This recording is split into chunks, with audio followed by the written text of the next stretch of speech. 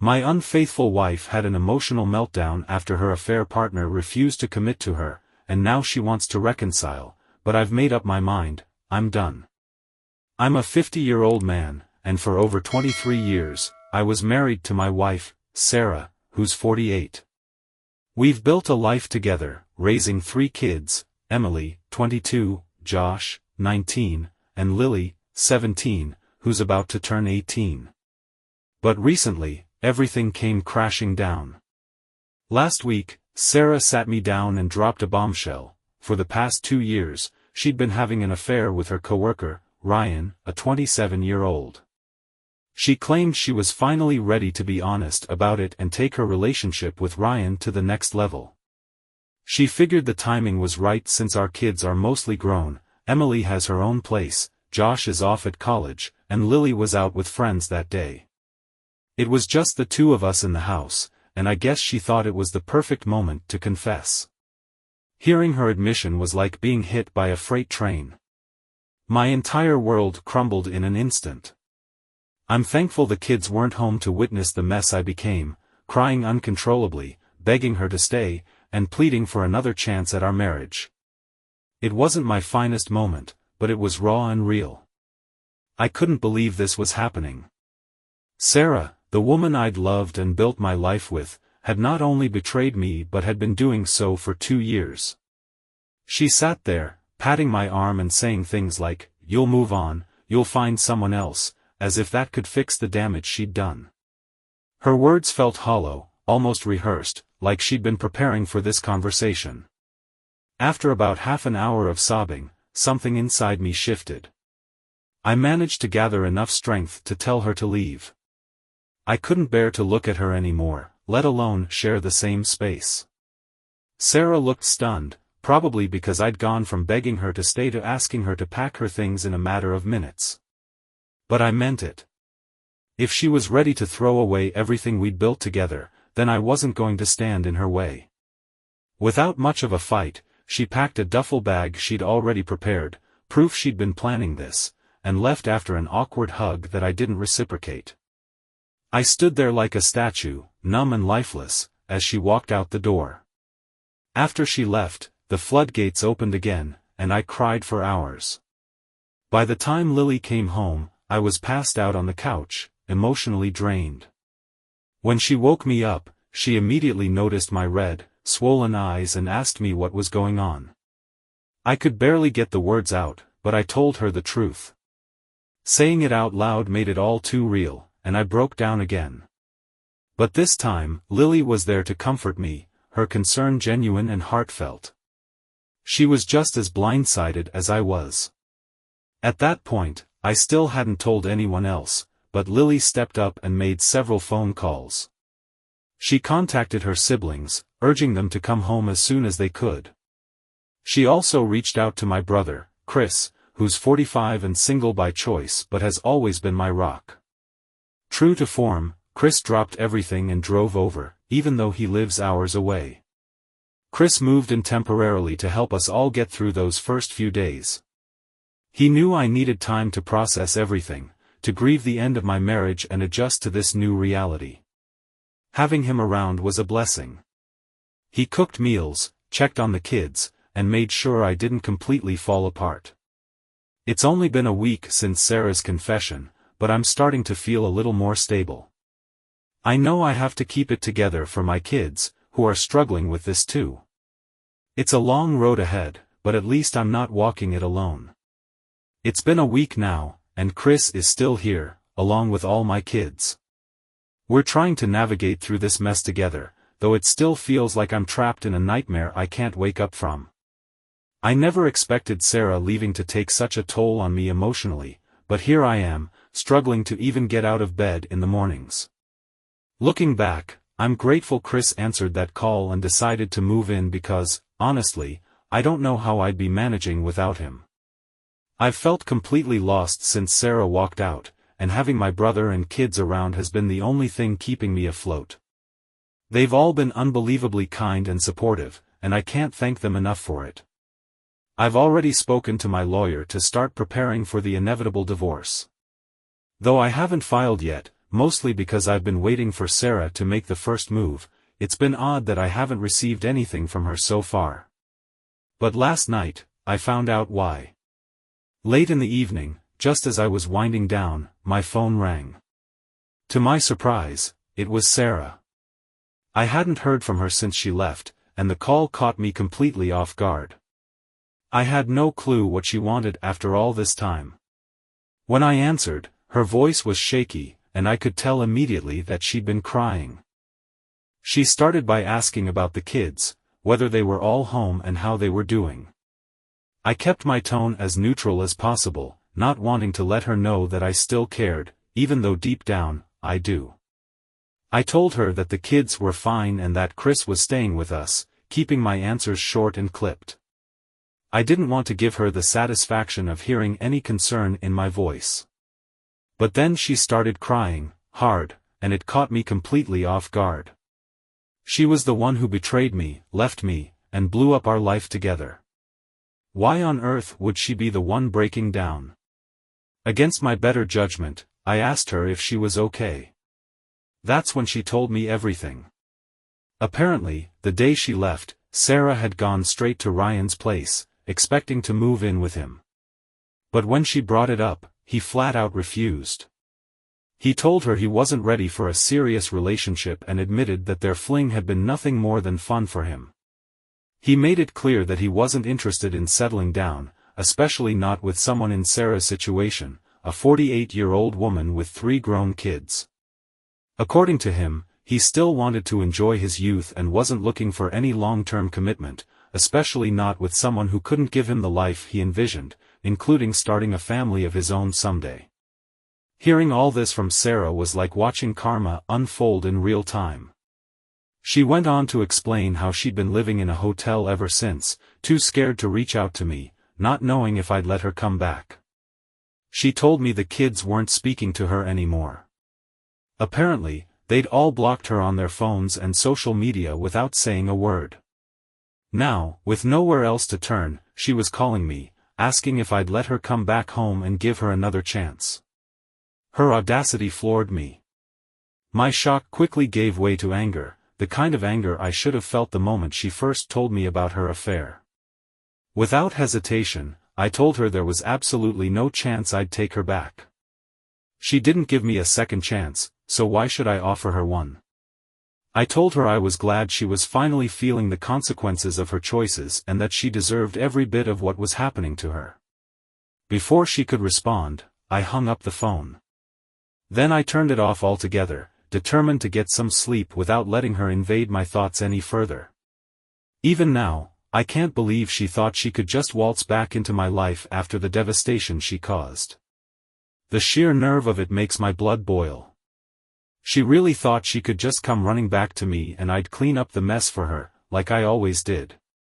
Over the years, our marriage had its fair share of ups and downs, like any long-term relationship, but the pattern was always the same. Whenever we fought, I was the one who extended the olive branch. Even when it wasn't my fault, I'd chase after her, apologize, and try to make things right. Looking back now, I realize how one-sided that was. She rarely, if ever, apologized to me. But this time, things were different. I'd reached my limit. I couldn't sweep this under the rug, couldn't forgive it, and, honestly, didn't even want to. This was the wake-up call I'd needed for years. I've come to terms with the fact that I loved Sarah far more than she ever loved me, and certainly more than she deserved to be loved. But that chapter of my life is over. I no longer feel guilty about asking her to leave and refusing to let her back in. After all, the house is legally mine, I paid for it, and I own it outright. She has no right to try and force her way back in. But that hasn't stopped her from trying to manipulate me into feeling like I'm somehow being cruel or unreasonable. When I turned my phone on this morning, it was flooded with messages from her. Most of them were sent late last night, after our phone call. She was furious, acting like the victim, of all things. According to her, I was being selfish and heartless for not considering her feelings. I couldn't believe the audacity of her words. This is the same woman who betrayed me, cheated on me, and walked out. And now I'm the selfish one? She also accused me of turning the kids against her, which is completely unfounded. The truth is, I didn't even know they'd blocked her until she told me. They made that decision on their own, and I can't blame them for it. The more I think about it, the more absurd her accusations seem. She's blaming me for refusing to give our marriage another chance, when she's the one who blew it up in the first place. And after her affair fell apart, she came crawling back to me, expecting me to take her back without hesitation. It's infuriating, honestly. I know I'm not in the wrong here, but I've still been questioning myself, wondering if I'm letting my anger cloud my judgment. Am I the bad guy for refusing to let her move back in after everything she's done? She had me doubting my decision, and I almost gave in to her manipulative tactics. It's been a few days since I posted, and Sarah has continued to bombard me with messages. She's tried everything to convince me to take her back: guilt trips, apologies, even promises to do whatever it takes to make up for what she did. But her words feel hollow. She still doesn't grasp the gravity of her actions. This wasn't some minor disagreement, this was a complete betrayal of our marriage, and she's treating it like it's something we can just move past if she says the right things. It's clear she doesn't understand, or care about, the damage she's caused. I'm feeling a lot stronger now, though. I've sent Emily and Josh back to their routines so they can resume their normal lives. They've been amazing through all this, and I'm so proud of how they've handled the situation. Lily is still staying with me, checking in on me regularly, which I deeply appreciate. But I've told her not to let this situation hold her back. She's young, and she should be out having fun with her friends, living her life, and making memories, not worrying about her old man all the time. I'm taking things one day at a time, but I can finally see a light at the end of this dark tunnel. I know this is a tough time for all of us, but I'm confident we'll get through it eventually. Lily is supposed to move out for college in the fall, and I want her to make the most of her time here before she heads off. My brother, Chris, is still staying with us, and I'm beyond grateful for his presence. He's not the overly emotional or sentimental type, but his calm, steady support has been exactly what I needed. He's given me room to breathe, reminding me that I don't have to carry the weight of this alone. While I've talked plenty about the emotional toll of Sarah's betrayal and departure, there's also the practical side of things to consider. Her absence has disrupted the day-to-day rhythm of our household in ways that feel small but are constant reminders that she's gone. For instance, Sarah always did the laundry because she genuinely enjoyed it. Meanwhile, the kids and I managed the cleaning, dishes, and trash. She also loved cooking, so that fell under her domain too. Now, Chris and I have stepped in to fill the gaps. I won't burden Lily with these tasks, she's busy with her own life, and I want her to focus on enjoying her last few months at home, not taking on extra chores. Chris has been a lifesaver in more ways than one. Not only has he taken on some of the workload, but he's also helped me regain a sense of normalcy. I know he can't stay here forever, he has his own life to get back to, but for now, I'm just thankful he's here. Yesterday, my lawyer and I officially filed for divorce. It's clear that Sarah has no intention of filing on her own anymore.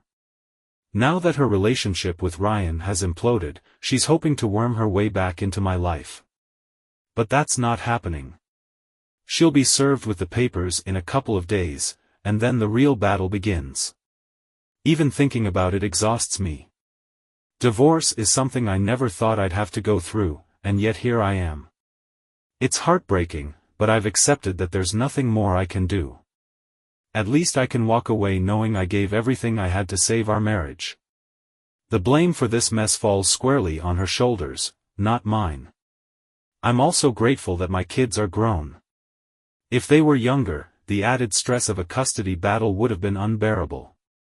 At least that's one thing I don't have to worry about. This morning, something odd happened that caught me off guard.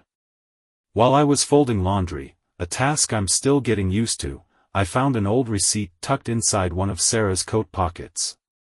It was for a jewelry store, dated almost a year ago. Out of curiosity, I looked it over and realized it wasn't for anything I'd ever seen her wear. The item was a necklace, an expensive one at that. I couldn't help but wonder if it was a gift for Ryan or if it was something she bought for herself, thinking he'd appreciate it. Either way, it left a bitter taste in my mouth. It's strange how even small discoveries like this can bring the pain rushing back. I debated throwing the receipt away, but something told me to hold on to it. Maybe it's my lawyer brain kicking in, I'm not sure, but it felt important. I've started keeping a little file of things like this, just in case it becomes relevant later in the divorce proceedings. Sarah was served with the divorce papers today, and, unsurprisingly, she didn't take it well. Judging by the texts she's been sending me, she's furious. I haven't blocked her yet, I don't know why, maybe I'm still trying to process everything, but I know I'll need to cut her off entirely soon. Her messages were vile. She told me she wishes all kinds of terrible things would happen to me and accused me of ruining her life. According to her, all she wanted was a little fun to distract herself from her boring, monotonous life, and now I'm punishing her out of spite. She even took a shot at my appearance, saying I look like a 2 at almost 50. I won't lie, her words stung for a moment. Sure, I've got a receding hairline, and I quit going to the gym years ago. But I'm not in bad shape, and honestly, I think I look fine for my age. I'm a father of 3 grown kids, not a Hollywood celebrity with unlimited time and money to preserve my youth. Aging is normal, and it's not like I've let myself go. Her comments made it clear, though, how superficial her priorities are. Of course, she found Ryan more physically attractive than me, he's younger and probably works out more. But marriage isn't just about looks. It's about commitment, loyalty, and love. And if she couldn't control herself long enough to honor those vows, that's on her. Yet she still has the audacity to blame me for what happened, as if her actions were somehow justified and I'm the one who failed. It's honestly pathetic. I'm done letting her gaslight me into thinking any of this is my fault. The truth is, I deserve better. And for the first time in years, I'm starting to believe that. It's only now, in the aftermath of everything, that I'm finally seeing all the red flags I ignored for over 2 decades. Out of love, or maybe blind devotion, I refuse to acknowledge them. But now that Sarah is on her way to becoming my ex-wife, I see her for who she really is. And honestly, I feel like a fool for not realizing it sooner. I should have known better, but I chose to turn a blind eye because I loved her. The hardest part to admit, though, is that deep down, I still do. It's pathetic, embarrassing even, but I can't help it. That lingering affection is the reason I haven't blocked her yet or cut her off completely. I'm holding on to hope that I'll find the strength to do it soon because I can't keep up with her chaos anymore. Whatever side of her this is, it's not just hurtful, it's downright ridiculous, to the point where it almost feels like a dark comedy. Life, it seems, has a funny sense of irony. Earlier today, my daughter Emily told me about some drama Sarah is embroiled in online, and, thankfully, it doesn't involve me directly. Apparently, Sarah posted a rant on Facebook accusing Ryan of leading her on for 2 years only to dump her because he didn't see a future with her. While I'm no relationship expert, even I can see how absurd it was for her to leave her life behind without clarifying where things stood with him first. If she'd spent half as much time planning as she did sneaking around, she might have avoided this mess entirely. But here's where it gets even juicier. In the comments section of her post, a few of Sarah's female co-workers chimed in, revealing that Ryan had also been romantically involved with them. It turns out, he wasn't just a cheater, he was practically the office mattress. He never cared about Sarah or any of the others, he was just having his fun. I'll admit, I didn't believe in karma before, but this? This feels like justice served on a silver platter. Emily and I both blocked Sarah after hearing about the post, but word still reached me through one of her cousins, who hasn't been clued in about our separation yet. Not that it matters much, Sarah's post is public, so the whole family will likely find out sooner or later. In a strange way, her oversharing is a blessing. It's saving me the trouble of explaining things myself. For now, though, I'm just sitting back and watching the drama unfold.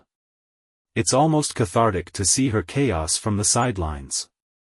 I'll admit, my feelings toward Ryan have changed too. At first, I hated the guy for what he represented. But now? I'm almost impressed by the sheer audacity of what he managed to pull off. Juggling multiple affairs in the same office for over a year without getting caught is no small feat. I wouldn't call him a role model, but I'll admit to being grudgingly entertained by his antics.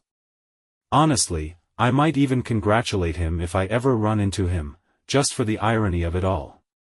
Sarah's downfall is a direct result of her own choices, and if this isn't a textbook case of, you reap what you sow, I don't know what is.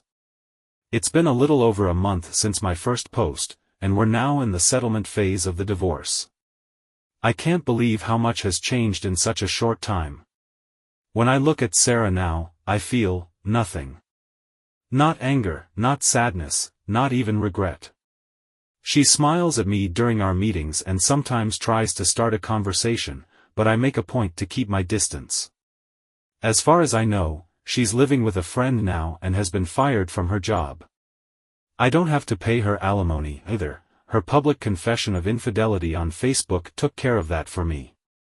She thought airing her grievances about Ryan would earn her sympathy, but all it's done is give me undeniable proof of her betrayal. My kids still aren't speaking to her. We've settled into this unspoken agreement to pretend she doesn't exist. I know that's not a healthy way to cope, but it's too soon to address the emotional fallout. For now, we're just taking it one day at a time. I'm doing better than I was when this all started, and I know things will only improve from here. I'm even considering starting therapy once the divorce is finalized and life calms down a bit. I think it'll help me work through everything and, hopefully, find peace. For now, I'm focusing on the little victories, like getting through each day without feeling like my world is falling apart. The future feels uncertain, but at least I know one thing for sure: I'm done with Sarah, her drama, and the wreckage she left behind. This is the beginning of a new chapter, and for the first time in years, I'm cautiously optimistic about what's ahead.